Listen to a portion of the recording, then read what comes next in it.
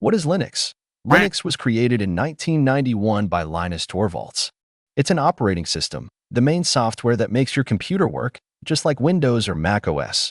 But Windows cost €150 for the official version. It's badly coded, super slow, kinda ugly, insecure, unstable, and doesn't respect privacy at all. Windows is only as popular as it is because it was released 6 years earlier. And a Mac? That'll cost you at least $1,000 new, and it's not even as customizable as Windows. That's why the community created Linux, a free, open source, and Libre operating system. Open source means the code is visible to everyone. Anyone can contribute to it voluntarily. And that also means that Linux will be free forever. The developers of Linux are volunteers coding out of passion, not for money. They really put in their best. Linux is genuinely amazing. So Linux is very secure. But Linux isn't just one single system like Windows or Mac. There are hundreds of versions, called distributions. Linux is a bit like a big family, where each member is a different distro. The most popular Linux distros for PCs are Ubuntu, simple and reliable, I recommend. Most use Linux Mint, great for Windows users, extremely fast and popular, but a bit less pretty. Fedora, very modern, efficient, and high-performing. Debian, super stable, but less up-to-date. It's the foundation for most other Linux systems. Zorin OS, very easy to use for beginners, especially those switching from Windows or Mac OS. And there are hundreds more, tailored for office work, gaming, development, and more. If you're thinking about switching to Linux, here's what you should know. A desktop environment is the graphical interface like GNOME, KDE, XFCE, that lets you click around with a mouse, open files, etc. A terminal is a window where you type commands to control the system. It's not always necessary, but it's incredibly powerful, like the family butler of Linux. Even though Linux is mainly used on personal computers, it can do way more than that. Linux is so fast that it can run smoothly on computers that are 20 years old. It's so powerful that 97% of the world's top million websites run on Linux, and 70% of smartphones use Android, which is based on Linux. It's so reliable that Apple built macOS on Unix, the same base as Linux. And it's so stable and privacy-respecting that the French police, the military, NASA, and even US intelligence agencies use Linux. It's used almost everywhere in scientific research.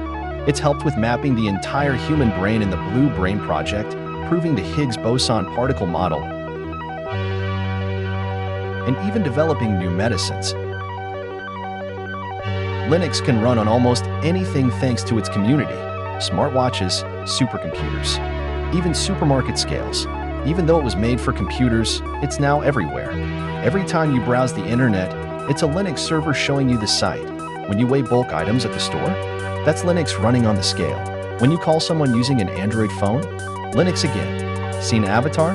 The visual effects were made on Linux. Same with Pixar movies. Watched a rocket launch live? That's Linux powering the systems. For 30 years, thousands of people have worked on Linux to create a free and open OS that can run on anything and do almost everything, but no one knows, because they don't advertise.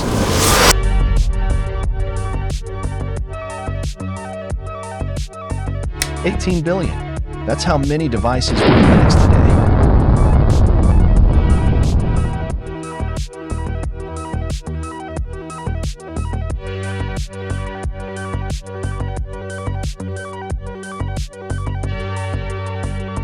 $18 billion is massive. To give you an idea, if you stacked 18 billion Lego bricks, it would reach half the distance to the moon. And yes, that's the actual Earth-Moon distance. Now I know what you're thinking, Linux is complicated, but that's not true. In some cases, Linux is actually simpler than Windows, especially for desktop use. It's already used in businesses, and by 1 in 20 people. If you've got an old, unusable computer, or you just don't like Windows, you should try Linux.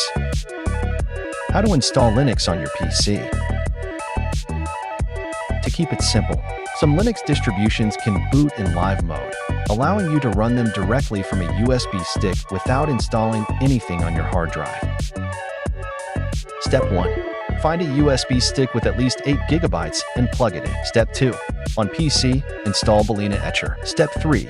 Go to the website of the distro you want and download the .iso file. Step 4.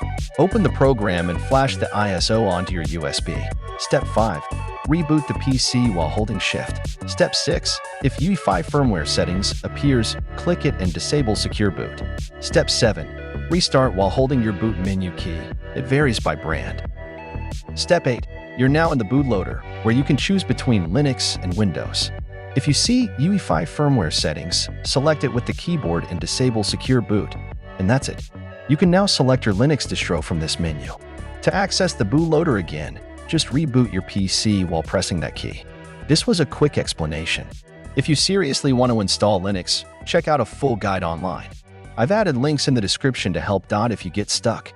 Reddit is here. The Linux community is super friendly to newbies. And if you're really stuck, ask a friend who knows about it. Thanks for watching, and have a great day.